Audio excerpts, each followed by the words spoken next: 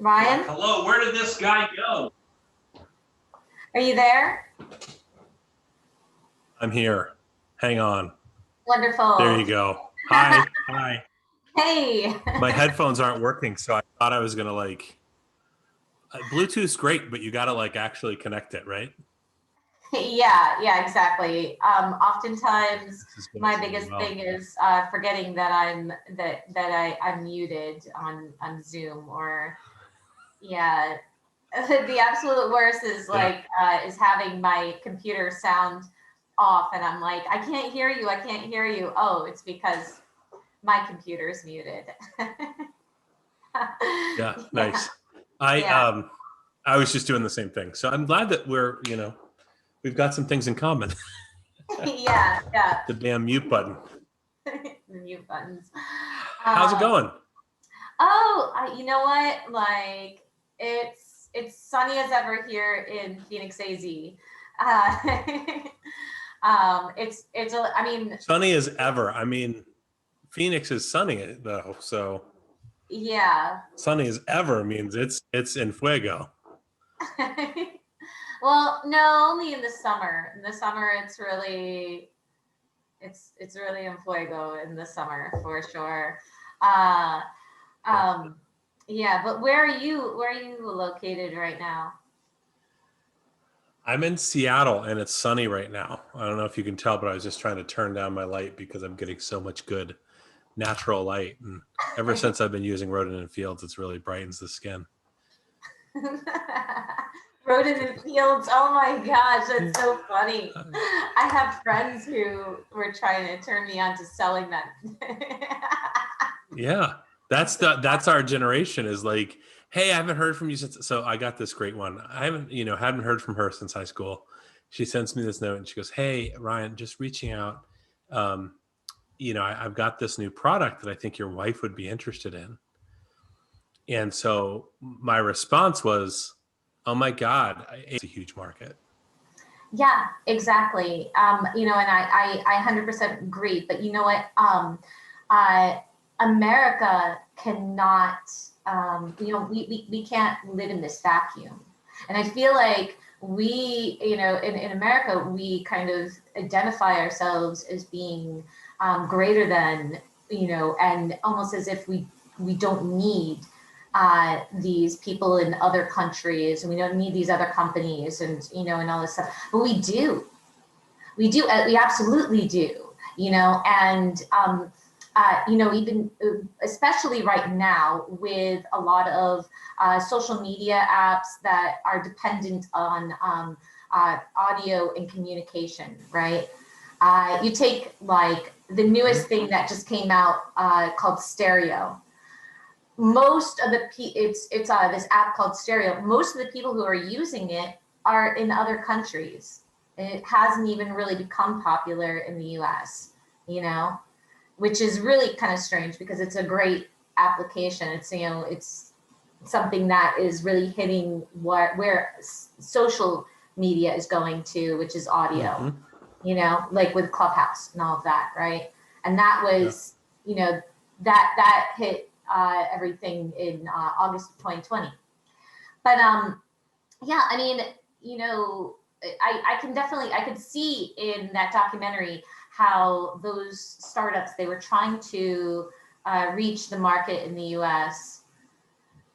But I feel like the ideas that are coming out of other countries are so much more innovative than what we have going on in the US, to be perfectly honest with you, Yeah. Can I give you an example of that? Okay. Yeah. Please do. Okay. So, what would you think if somebody was like, oh, we should start another Uber? Most people would say, oh, well, that's already been done. There's no reason to do that. And the same is also probably true of e-commerce. I want to start another Amazon. Amazon's already Amazon.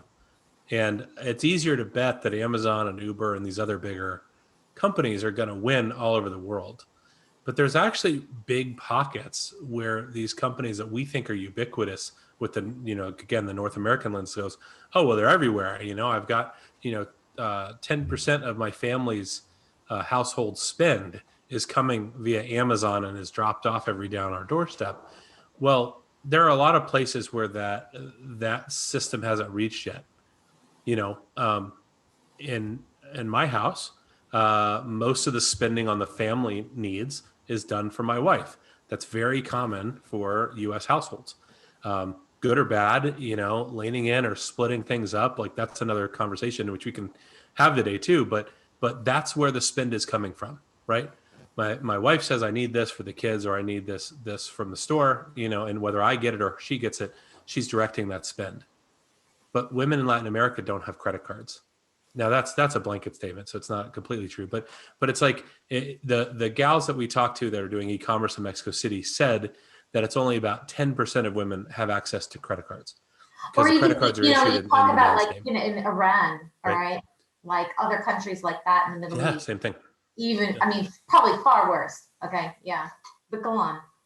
So if you say, oh, we're going to do a grocery store delivery app, then that app flow has to have a different purchasing process to serve Latin America. So most of us in America would look at that and say, well, why waste your time? Let's just serve the biggest market. Well, Latin America's economy is $6 trillion. Okay, so you're ignoring a $6 trillion piece of the economic universe because of this purchasing process. And so the e-commerce startup that we spent time with in Mexico City basically showed us that there's what we would remember as COD here in the US, where you buy something and then you pay for it when it's delivered. That's the way e-commerce is working for a lot of the women who don't have credit cards.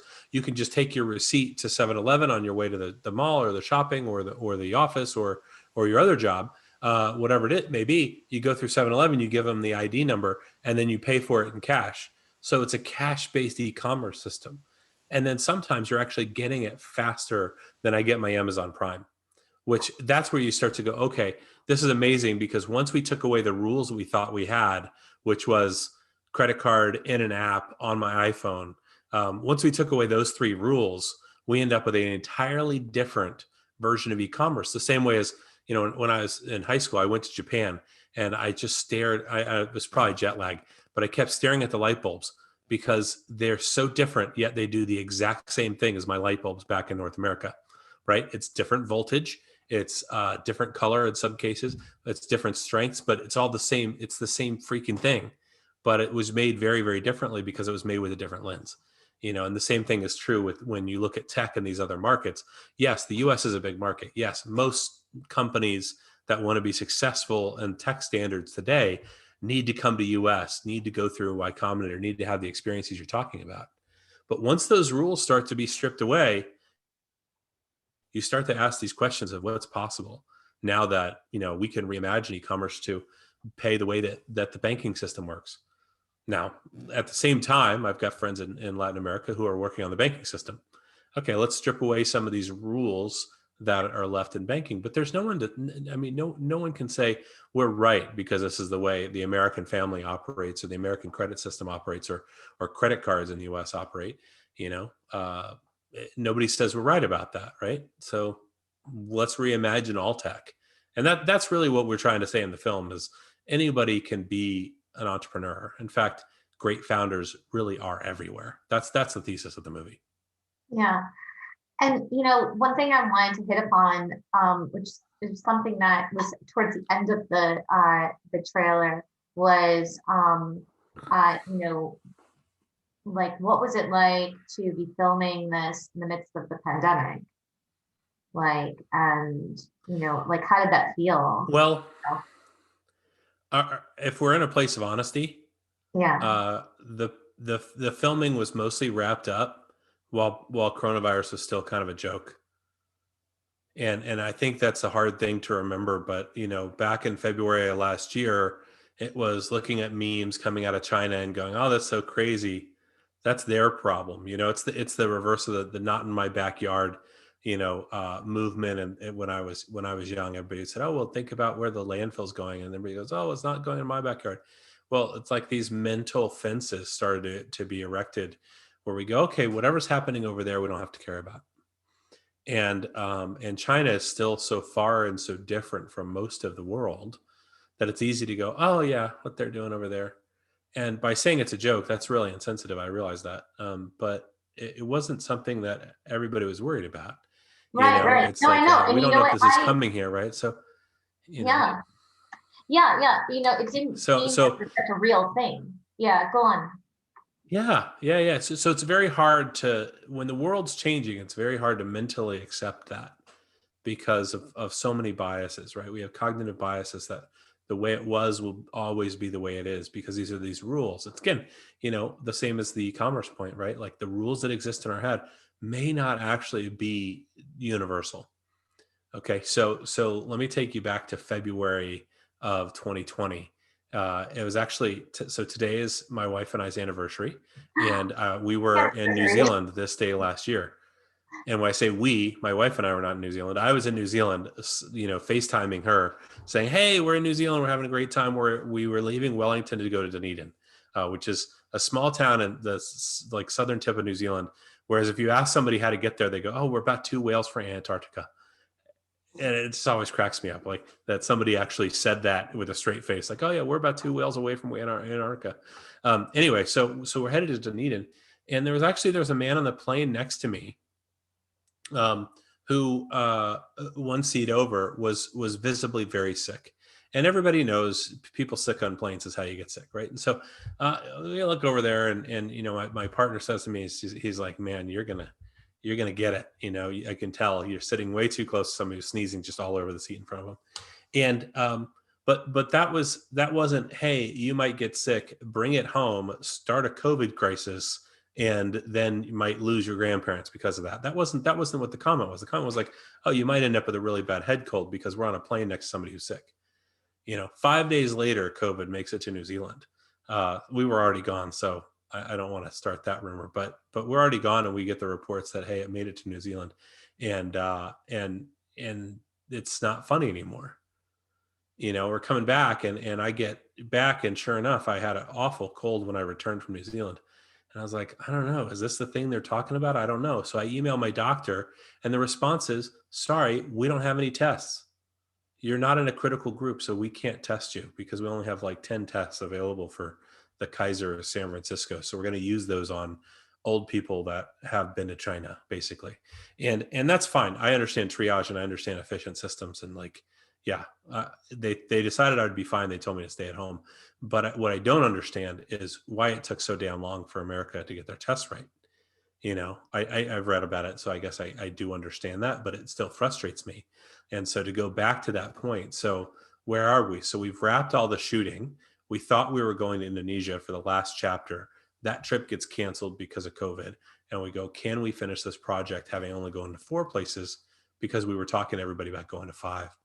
And we did a FaceTime call with the entrepreneur in Indonesia we were going to be interviewing, and there was a slight chance that she was going to be on one of the last trips to the U.S. before COVID shut down Indonesia to U.S. travel. And so we almost flew to Texas to interview her. And this was the time when everybody in the U.S. is starting to say, okay, maybe travel isn't such a good idea.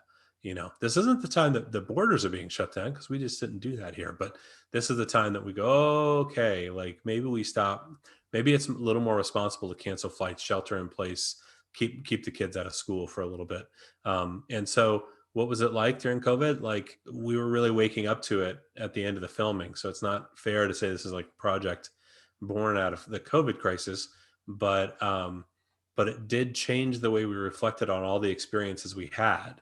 And I partnered in most of the edit, but when we're sitting in and looking at the edit and going, man, mentally, it's like I'm back in New Zealand, I'm back in Portugal, I'm sitting, and he's showing me, takes from when I'm, sitting having a coffee over this small town of Porto that's in northern Portugal. Like it's hard to like be transported there when I'm locked in my apartment, so it was really fun, I guess, is the short answer.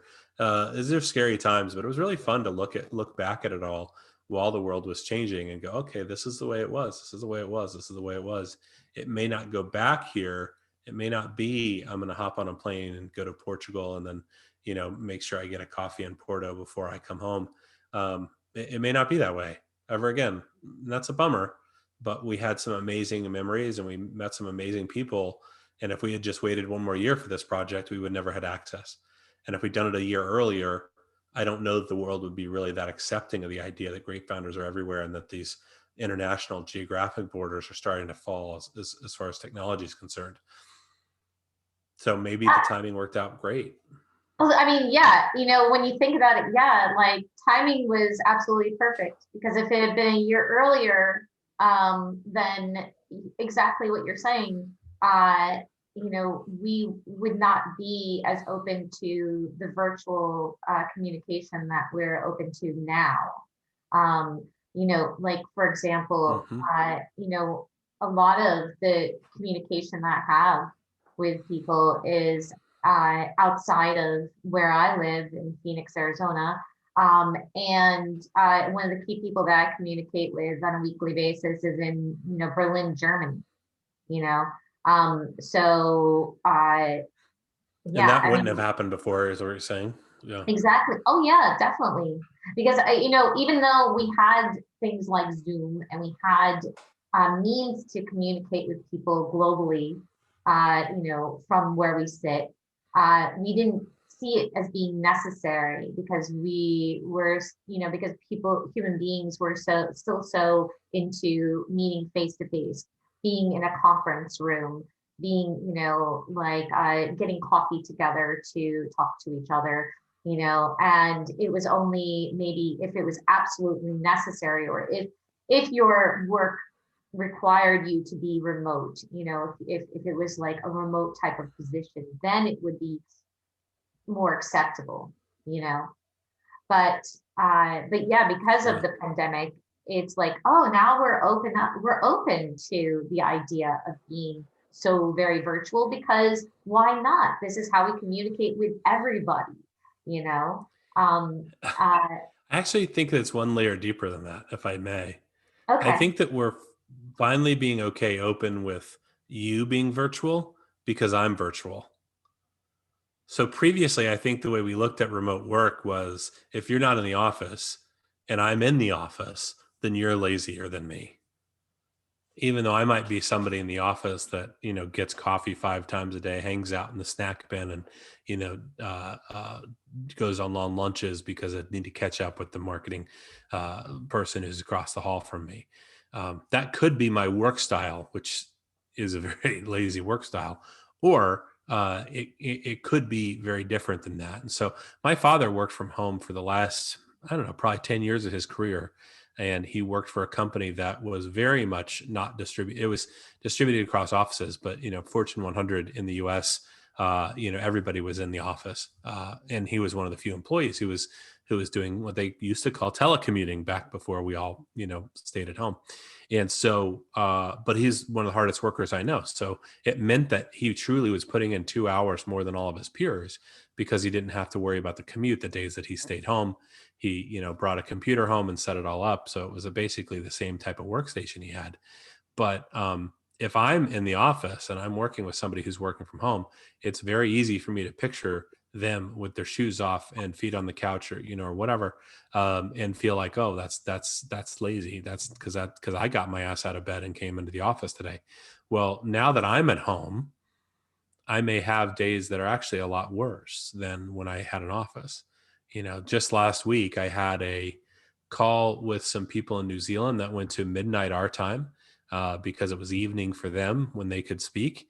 And then got up the next day to do a noontime call in Portugal, which is, starting my day at 6 a.m. here to get to that kind of afternoon window when they could speak. Well, that was a rough day for me, but it's easier to do if I'm not having to do that from the office. Right. And so now that I'm living that life, it's easier for me to look at you and go, oh, you're not lazy for not having an office, or your business isn't that developed because you're working from home. I can say, man, you're in the same boat that I am, in the same boat that she's in, the same boat that he's in. And then it gets easier to accept because of our own experiences. So I think that begs the question, like, what experiences do I need to have to be more accepting of even more people around me? Yeah, exactly. Yes, yes. Because I will tell you that I it's really kind of wild, but when when the pandemic hit, and I was really a concern in March of last year. I you know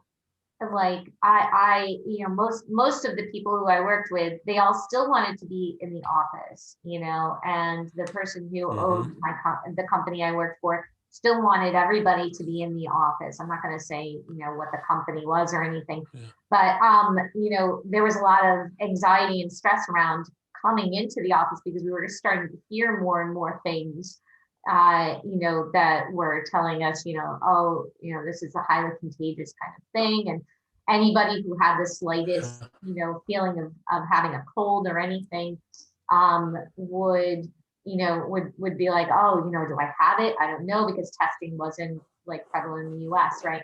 And so I, Right.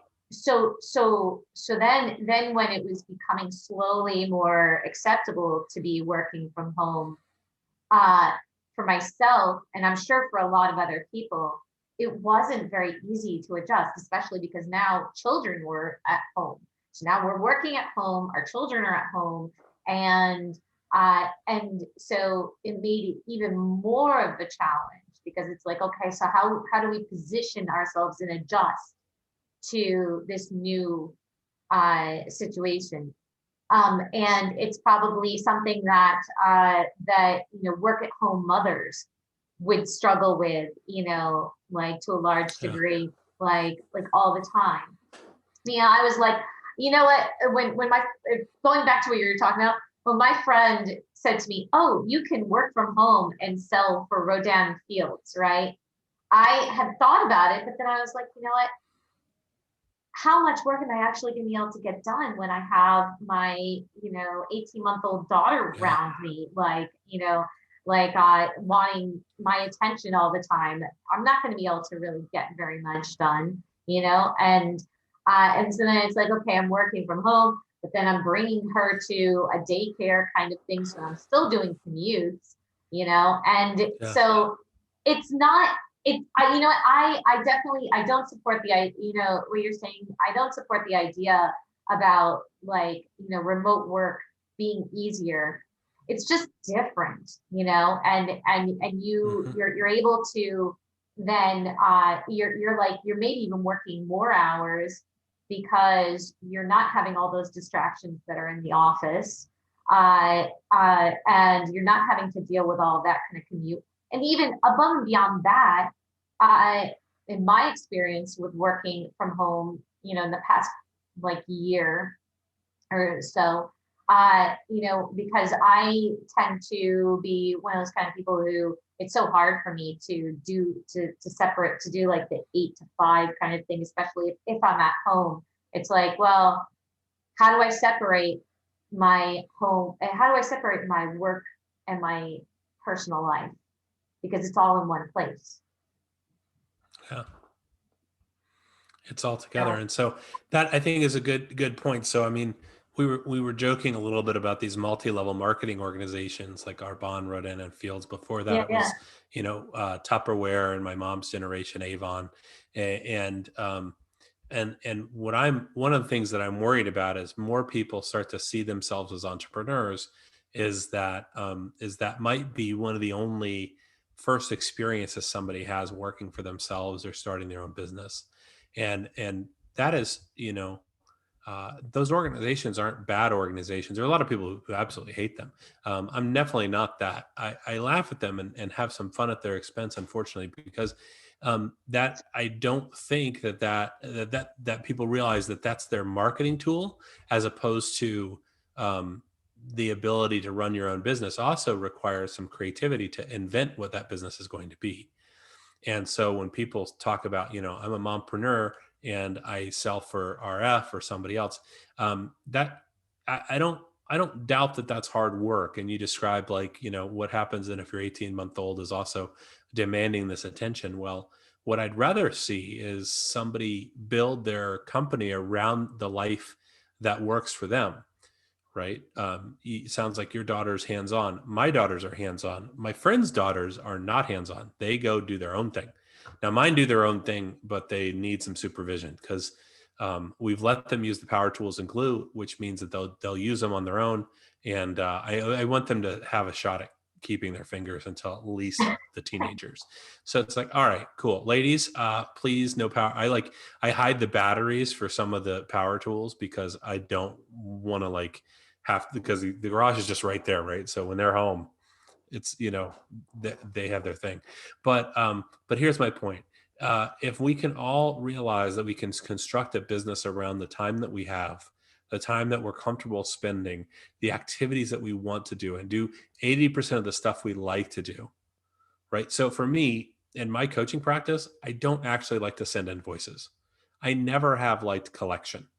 I don't mind sales, and I'm okay at sales. I don't like collection though, and that's something that it just bothers me.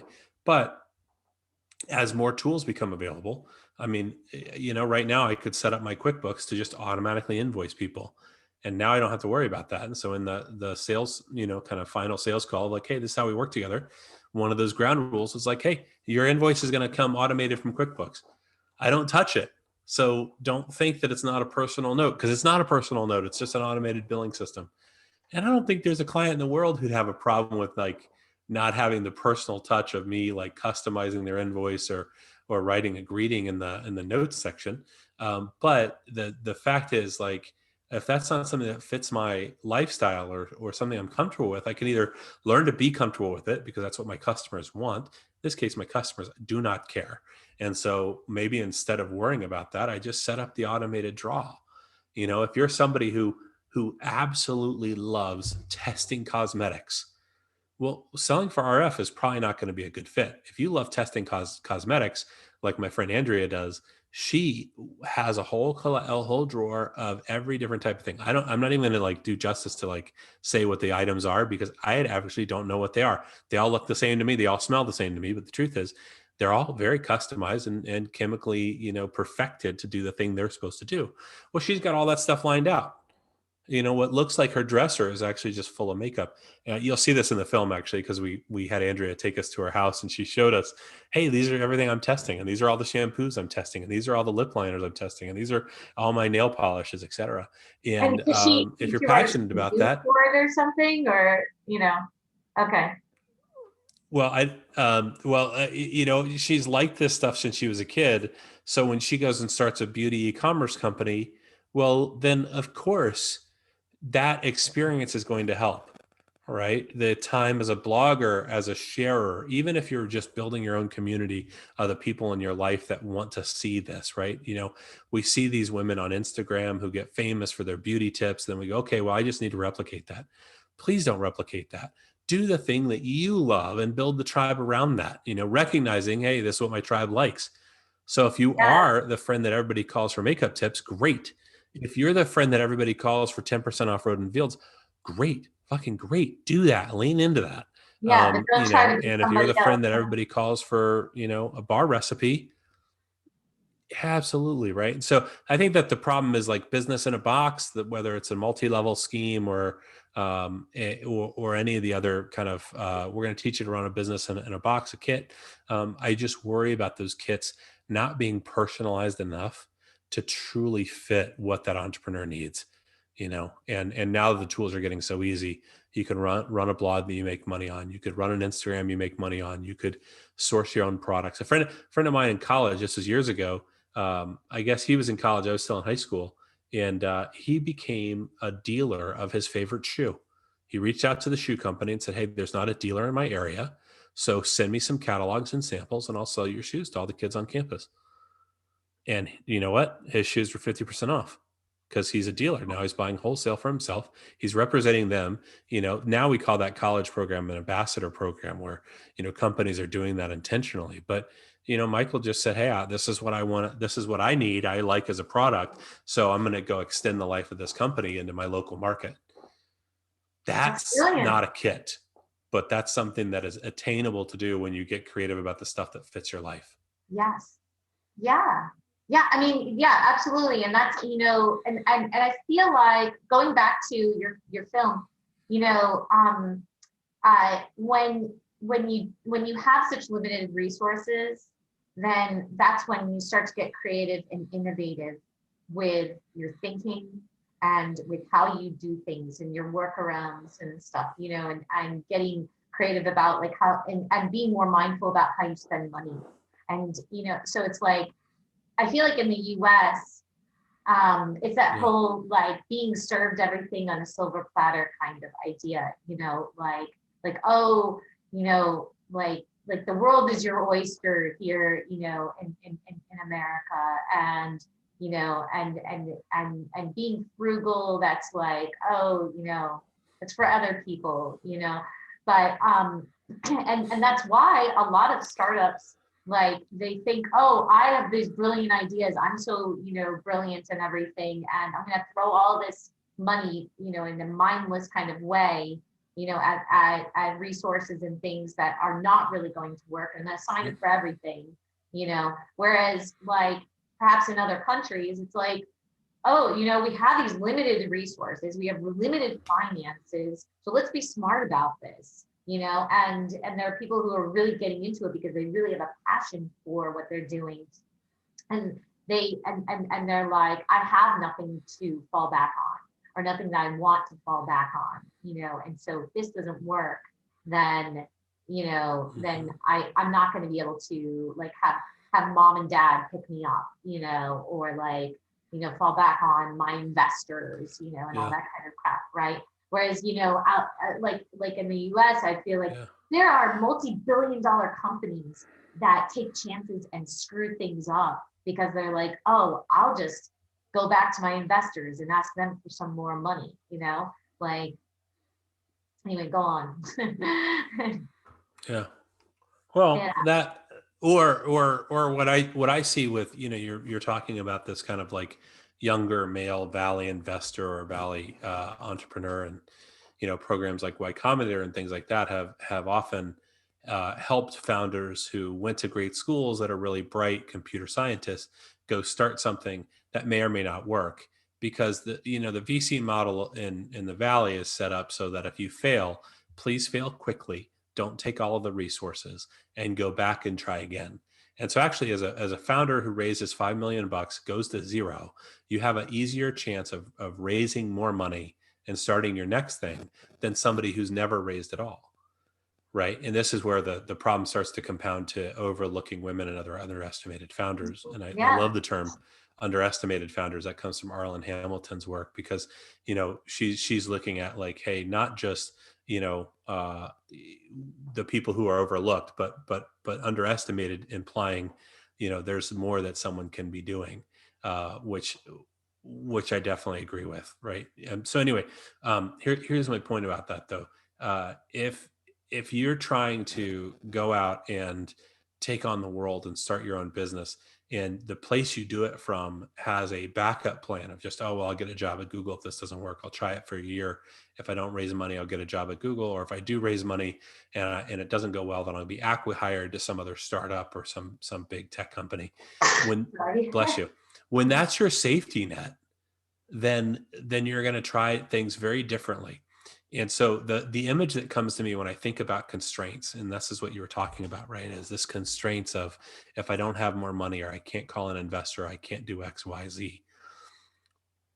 The image that comes to me is actually this great scene in the movie Apollo 13, right? So you got the guys that are stuck in the, you know, floating around the moon trying to figure out how they're going to come home because something broke, and you've got these people in NASA that basically just say, these are the only things they have with them. This is our constraint. This is a box of parts. It's the only thing they have. So let's solve the problem with the stuff that we have and the problem that we know about.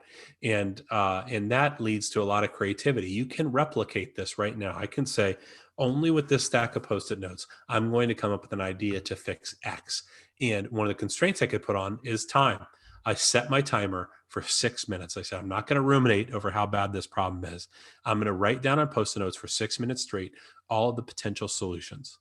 You know, it's probably better to use less time. So 2 minutes on all the potential solutions, and then 2 minutes picking one out, and 2 minutes on what are the next 5 steps of executing it. That constraint leads to a tremendous creativity that all of us can use. And that's just one. That's just one out of a whole bag of constraints that you could be applying. what would you do if you were going to start a business now and you had no money and all you had was the items in your kitchen? Do you start a bake sale and turn all the stuff into cupcakes? Do you instead take, in my case, I have this really fancy ingredient from Mexico, this really great Mexican vanilla that my dad loves, but he could only find it in really large, like big 1 liter bottles. And I could see doing something that customizes that ingredient, puts it into smaller bottles, and goes out to market and sells that. Now, I don't know if I'd make $1 million doing that, but I could probably make my first 50 and figure out how to do an advertising campaign to get people to come to my Instagram and then engage with my new, cooking show or whatever it is I'm going to do. But again, constraints, so when you set those constraints on purpose, you get to a different outcome than saying, hey, I can do anything in the world. What am I going to do? A lot of us aren't that successful when we go, okay, what am I going to do? Because we need the constraints that we're used to from, cooking food out of boxes and having Yeah. things delivered to us. Our education system says basically do these 12 things and you get to go to college. You go to college, you get a good job. That's our deal we made with our educators. And I don't think it's a very fair deal because it's not the way the world works. Because almost every graduating class for the last 20 years I can think of has come out and said, oh, I can't find a job. I've met somebody in each of those classes who has trouble and struggles finding a job. Some years harder than others. Yeah. So going, I wanted to ask you about your coaching, what you Yeah. do with coaching, because we have like a couple more minutes, about 15 more minutes. And I'm curious, like I wanted to learn more about what type of coaching you do and, how long have you been doing this? Mhm. Um, and why did you decide to get into coaching? So I didn't get into coaching on purpose. And I didn't get into tech on purpose either, or business in general. I am an educator by training. I went to an amazing program in college where all of the teachers were expected to develop their own curriculum, develop the rationale for that curriculum, write papers about what the right curriculum is, do a localized study so that you can be geographically or culturally sensitive to the populations you're teaching. So it was essentially like curriculum development major with a teaching license. And I thought I was going to be a principal, right? So then I said, okay, how do I get into the business of managing schools? So all of that is in the back of the head, right? When my career shifted, I started working in a nonprofit. We ran out of money. I ended up raising money for it. And my friends are like, well, you should come to the Bay Area because you always love tech. Everything here is, tech touches everything in San Francisco. So come out, hang out with us. We play golf in February. So I was like, all right, that sounds pretty good. He's like, don't worry. It's not LA. It's not going to be super nice and warm, but we play golf in February. I was like, all right, well, how do I sign up for that? So I moved out to the San Francisco area and I try to reinvent myself thinking about all the skills I've got and all the experiences I've had. And nobody would take me. And so I ended up getting a sales job because sales is a no risk way for a company to hire somebody.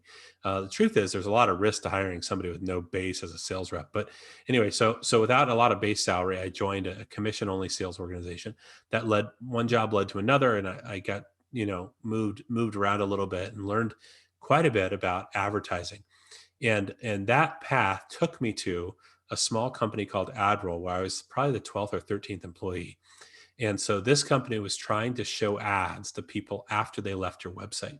This is 2000, 2010 is when I joined. They'd been around since 2009. And so it was joining in the second or third year of the company, seeing them try to track people and serve ads to them. It seemed a little bit weird and creepy. At the same time, it seemed like there was a cool opportunity there. I just didn't understand it. Well, Google released the same product. And so I was there like a month. Google releases the same product. The founders say, everybody stay put. Nobody panic. Nobody leave. Google's going to educate our market. I said, yeah, right. And so I decide I'm going to quit. I tell the girl I just moved in with, who's now my wife, I say to her, hey, I'm not, I'm never going to make any money. I got to move back in with my parents. Like this is all going to go to zero. And she said, well, if you're going to learn something, I'll pay rent for 6 months. So just go and learn and have this experience and see what a real startup is like. this is how we get into coaching without knowing it. Because as that company, Google educated the market, the company started to do well. Our deals went from $1,000 deals to $10,000 deals to $100,000 deals. We became the fastest growing advertising company in North America by 2012.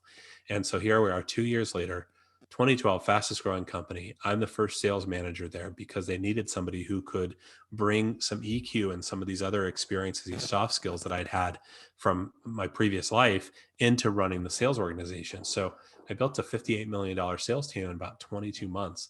And almost in all of that work wasn't, because I was the best analyst or because I went to the best business school. It was because I was teacher. When it's time to grow the team, we needed somebody that could write the curriculum to train the team without stopping selling.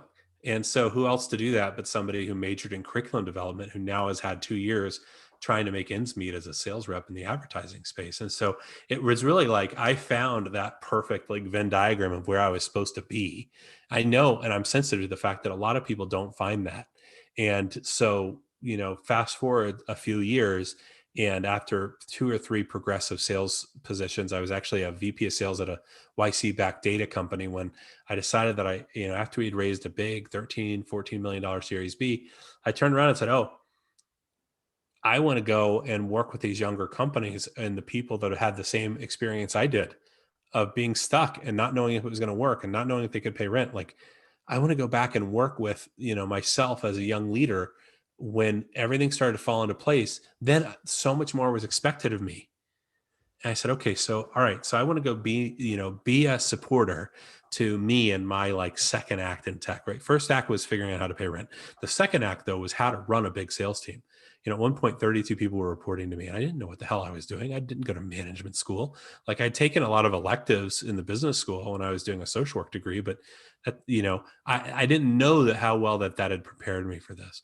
And so because I was running training, because I was building teams, when I decided to leave, the full-time day-to-day and start my own company, naturally I went into sales training and said, okay, I'll build custom training programs. And I got a call via a friend of a friend who had known what I was doing that asked me to come and work for a small company that had started their first B2B sales division. They wanted to sell a consumer product to businesses. And so I got a call and interviewed with them. And basically the consulting engagement was build out training. And by the way, we've got a lot of new sales managers who could use some coaching. Will you make sure to include that in your proposal?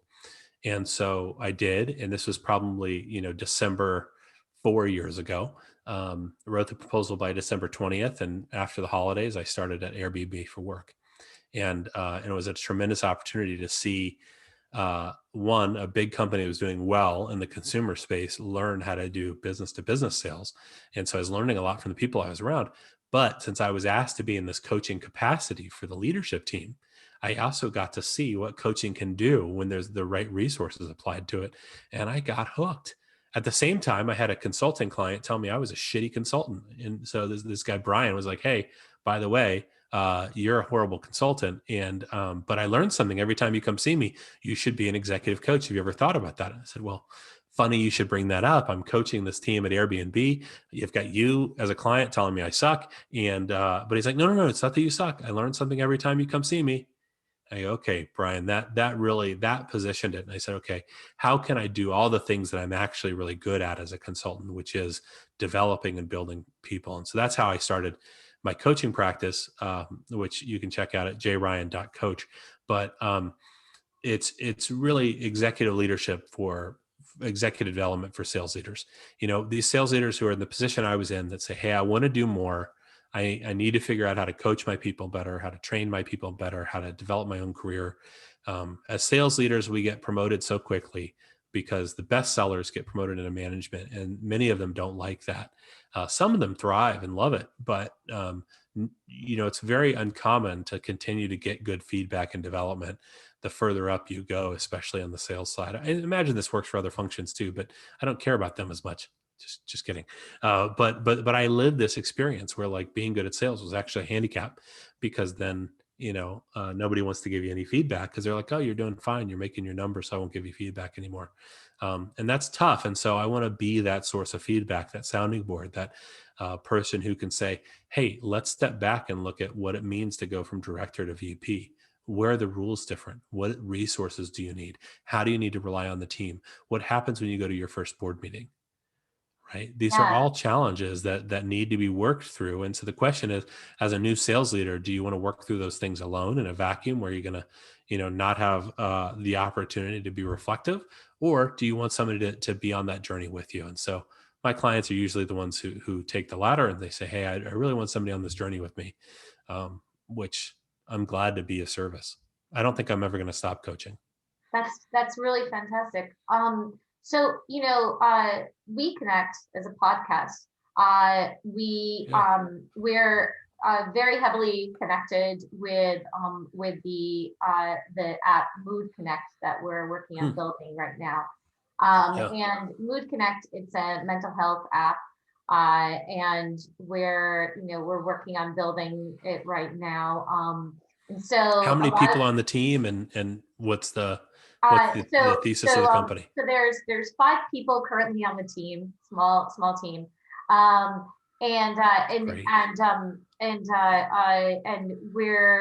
we're hoping to launch in early to late spring, um, Yeah. and so since we deal heavily with peer-to-peer communication, mental health, and all of that.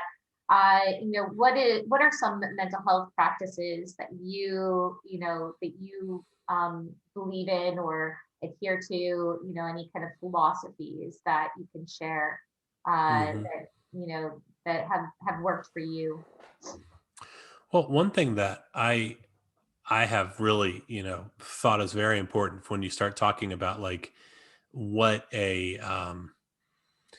what you need as a leader or entrepreneur, is time for reflection. And so I, as a VP of sales, it was really easy for me to, kind of forget about some of the things that were essential to my own development, was being able to stop and reflect and say, oh, this is the thing I did this month. So next month, when it's time to go ask for resources or report back to the board, well, I need to know what I did. And so I was digging around here in my notes because just yesterday I met a gal who is going after that same space. She's the CEO of Daily Work Journal, which I just thought was a brilliant idea. Is essentially, she's also a leadership coach, and so Jessica is building out a way so that you can start to track the work that you do. And I think that brings a lot of reflection, because self-awareness is a real key, I think, to mental health. If you can be aware of what's going on for yourself. I was reading Amy Cuddy's book, Presence, a great resource when we talk about like understanding yourself, and this connects to mental health and also work. But in this book, Presence, she talks about how your body language can change your experience. And so as a speaker, okay, take a minute, get big, stick your arms out, make sure you take up space. But I like to listen to audiobooks. So I'm listening to this audiobook while I'm hunched over on commuting on a scooter. And I realized, well, if I just shift my body just a little bit, my entire back lines up. Now, this may seem silly to somebody who does yoga or Pilates. My wife's a Pilates instructor. So she's like, yeah, I know all this crap. Like, I've tried to tell you this for years, but there's just one little like tilt that I never knew my hips would do. Right. Because I don't know. I never thought about it, but that self-awareness of like, oh, the way I'm slumping is really interesting. Now you combine those little moments, whether they're work moments, personal moments, whether they're moments of sobriety, whatever it is that is core to your current path, and you combine that with this reflection, right? So if you go get one of Jessica's journals and you write down, hey, this was the day that I realized that as a keynote speaker, the way I commute to that meeting matters. Yeah. And so it matters the way I breathe, it matters the way I stand, it matters the way I speak, it matters the way I look, the eye contact I make, that professionalism of being able to speak to somebody and connect with them. Also matters how I stand, how I sit, what I did to get here. And Amy Cuddy's research, just to kind of keep talking about that a little bit, because one of the things that came out of her book that I loved was the research where she compared people who look at their phone hunched over to people that sit upright and look at a laptop for the same piece of news. And so she gave people some things to read, one on the phone and one on the laptop, bigger screen, you set up upright versus hunched over their phone. And so that body language of hunching over actually made people more timid when it came to ask for their money for the research study. And so I saw it and I was like, man, how many times have I gone into an intimidating experience, like networking in an environment where I don't feel Or accepted, where I asking don't feel people like it's for me? an invoice. Sorry. Yeah. Yeah. Yeah. And you're hunched over looking at your phone. I go into an interview because I want a job. What do I do to kill time in the waiting room? I hunch over, I look at my phone. Oh, let me look busy because I'm going to try to send this email. It's like I'm hunched So it's over. what you're Well, doing around that time. yeah. Yeah. And, Yeah. as a leader, I have often had that problem too. You go into a conference room, you're going to a difficult conversation instead of just sitting there and thinking about or being present with how uncomfortable this conversation is or about to be. I hunch over my phone and check my email and they walk in and it's like, okay, well, I don't actually have a clear head anymore. So Yeah. the hard conversation that we're trying to have, or the meaningful change that we're trying to make for somebody who's not hitting their goals at work, or letting somebody go, and these other things that are hard to do as a manager, or can be intimidating to do. I'm putting a lot of the bad energy into that. I'm basically setting myself up for failure, and so I think that's really tough. I think that there's some problems with that. So I don't know. So that's you asked me how I got into coaching and then we kind of wandered off a little bit, but that's a tactic that I think is important, is being reflective and finding a tool to kind of force self-awareness. And so there's little things you can do. One is, how am I sitting? How am I standing? Doing an inventory, like mentally doing a head scan of like, okay, how am I sitting? How am I thinking? How am I talking? Another is listening to yourself in recordings. So in sales, I work with a lot of sales leaders, right? And sales leaders are used to listening to themselves when they come up in sales. They listen to recorded conversations, but what they're record a leadership conversation that I'm having, or a presentation or training I'm doing for my team, and then start working on executive presence and how I show up. Yeah. Yeah. I mean, yeah, self-awareness and presence and giving yourself that space to kind of take that kind of collective inventory and bring yourself back to the present moment. It's so important for our physical well-being and how we communicate, and our mental health as well, and how we see ourselves. Um, well, unfortunately, that's all the time I have we have for today to talk. But Ryan, I feel like I could talk with you for hours, about Thank you. I wish we could. We just hang out yeah, and chit chat. We'll do that on yeah, Clubhouse. We'll keep connected and yeah. Let's keep and we'll connected on use that time Clubhouse for for that. sure. And How can I or others help with WeConnect? What do you guys need right now? Do you need beta testers? Do you need to get the word out? Do you just we need some time to work on the app and not talk to anybody? Like what is it you guys need? we are working on the app, and we will be needing beta Mhm. testers. What would be really great is if you could, let me know about some people, or one person, or maybe two people who should be, like who we should talk to, um, on our new podcast for WeConnect. So if there's anybody you can recommend to Mhm. be on WeConnect, we're going to be having a club on Clubhouse for WeConnect very soon. But for right now, Uh-huh. I'm going to be broadcasting the rooms on Clubhouse through Women Empower X, and also through womenbiz.com. So I'm going to Okay. be doing rooms that are sponsored by those groups. So is there a room I should be following right now or looking for, or just follow you and then I'll know Just about it? follow me, and I'll Okay. ping you, let you know when we're doing a podcast on Clubhouse. Okay. Um, Cool. yeah, yeah, and follow us on Instagram and and Twitter. But also, tell everybody about where we can find more about Churro Media and Yeah. and what you do.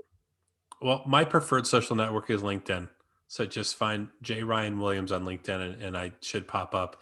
At Churro Media, you're not going to find much on our website, but you will find amazing founder resources that we're just, kind of spinning up at churro.tv. And if you want to learn about the movie Outside the Valley, maybe even host a screening for your group, or whether it's your YC batch or another group, Yes, come to outsidethevalley.tv. And if you would circulate that with your other fellow founders or bookface community, absolutely. because I would really love to have a showing in every country. I That think would, that yes. that'd be cool. Are you ready for showing for doing those events? We're ready to book the events. Okay. The movie will start after a premiere event that's coming up in March, but we're ready to start booking those events and talking to teams. We've got, right now we've got people in Miami, in Whitefish, Montana, and San Francisco, Auckland, and Dunedin, New Zealand. So we've got people already saying, "Hey, I want this showing. I'll schedule it, whenever." And so I think that's a sign that there's some real movement of, let's get this movie out, regardless of whether or not your city is where we filmed. Let's get this movie out.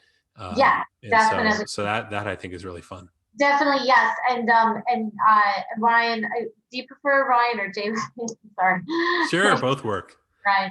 So Yeah. Ryan, yeah, definitely we'll have to get together, after the show and talk more later about about getting your documentary out there and seen, because I can already tell it's an amazing documentary that everybody should see. Thanks. So it's Outside the Valley by Churro Media. And thank you again, Ryan, for Cool. taking the time to meet with me. Great to do it, and keep in touch, Amy. Yeah, definitely. You too. Thank you again. Have a great All day. right. Good luck. All right. See ya. Bye-bye. Thanks. See you. Bye.